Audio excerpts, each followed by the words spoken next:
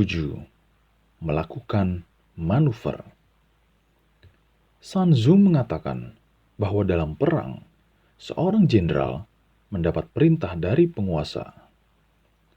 Setelah mengumpulkan prajurit dan menyatukan kekuatannya, dia harus menyelaraskan dan mengharmonisasikan elemen-elemen yang berbeda, serta membangkitkan rasa persaudaraan dan solidaritas sebelum semuanya menempati kemah atau barak. Setelah itu, barulah dia membuat taktik manuver. Dan satu hal yang paling sulit dalam merancang taktik bermanuver adalah mewujudkan pikiran menjadi perintah dan mengubah ketidakberuntungan menjadi keberhasilan atau kemenangan. Jadi, untuk menempuh rute yang panjang dan berliku, setelah mengelabui musuh keluar dari jalan tersebut, dan meskipun memulai perjalanan di belakang musuh untuk mencapai tujuan di depannya, menunjukkan keahlian untuk melakukan tipu daya. Jadi, melakukan manuver dengan sebuah pasukan sangat menguntungkan. Tetapi, jika disertai dengan berbagai ketidakdisiplinan, manuver tersebut akan mendatangkan bahaya. Jika Anda membangun pasukan bersenjata lengkap dengan tujuan merebut keuntungan, Anda mungkin akan terlambat dalam mencapai semuanya. Di sisi lain, mengirim sebuah pasukan yang tidak dipersenjatai dengan persenjataan lengkap untuk mencapai tujuan, kemungkinan besar akan menderita kehilangan perbekalan dan pasokan dari markas. Jadi, jika Anda memerintahkan para prajurit untuk menyimpan busana tempur mereka, serta melakukan perjalanan jauh tanpa istirahat siang dan malam, agar bisa mencapai tujuan dan keuntungan, para pemimpin dari ketiga kompi Anda akan jatuh ke tangan musuh. Orang-orang yang lebih kuat dan bugar akan berada di bagian depan, sedangkan mereka yang lebih lemah akan ditempatkan jauh di belakang. Jika Anda berjalan sejauh 50 mil dengan maksud berlomba mendapatkan keuntungan dengan musuh, hanya separuh dari pasukan Anda yang akan mencapai tempat tujuan. Jika Anda berjalan sejauh 30 mil dengan tujuan yang sama, 2/3 pasukan Anda akan tiba di tempat tujuan. Dengan demikian, pasukan yang berangkat ke medan perang tanpa kereta pengangkut perbekalan akan kalah. Pasukan yang tidak memiliki perbekalan juga akan kalah. Dan pasukan yang tidak memiliki cadangan perbekalan pun tidak dapat bertahan hidup. Kita tidak bisa memasuki persekutuan sebelum kita mempelajari perencanaan negara tetangga kita. Kita tidak bisa memimpin pergerakan prajurit jika kita tidak mengetahui kondisi negara tetangga kita, tentang pegunungannya, dataran, dan jalur berbahaya yang perlu dihindari, serta rawa-rawa dan payau-payau berbahaya.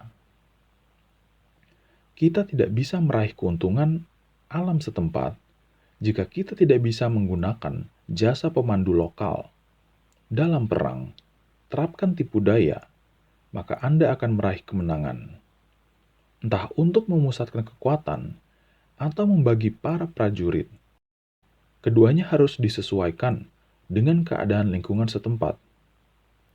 Saat bergerak, bergeraklah dengan cepat seperti angin, dan pertahankan kekompakan sehingga terlihat padat dan agung seperti hutan.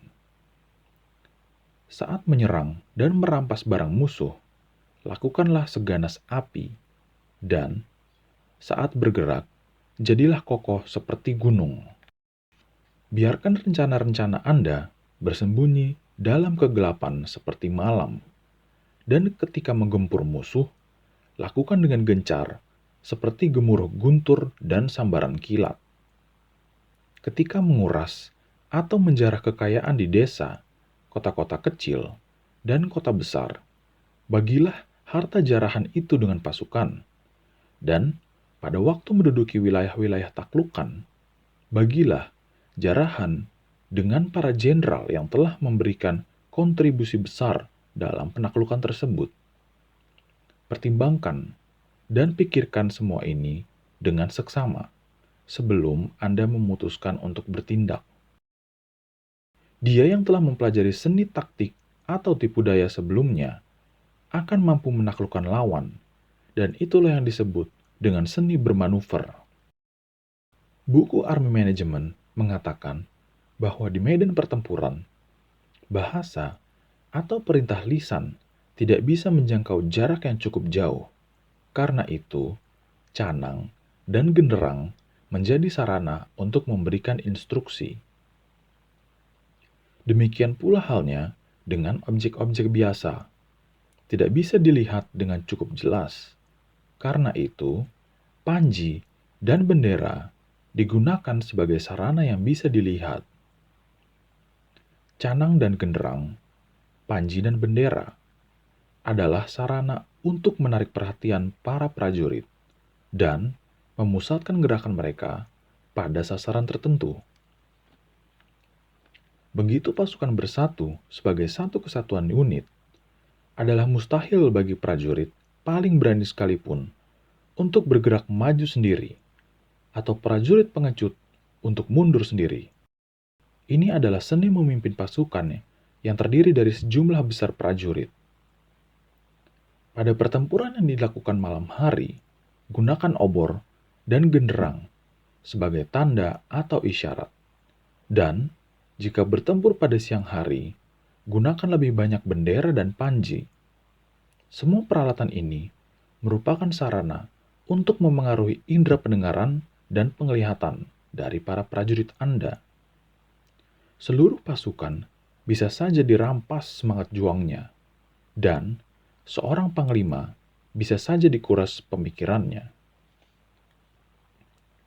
Pada awal pertempuran, pada pagi hari, semangat juang pasukan sangat tinggi. Menjelang siang, selama pertempuran berlangsung, semangat mereka mulai menurun.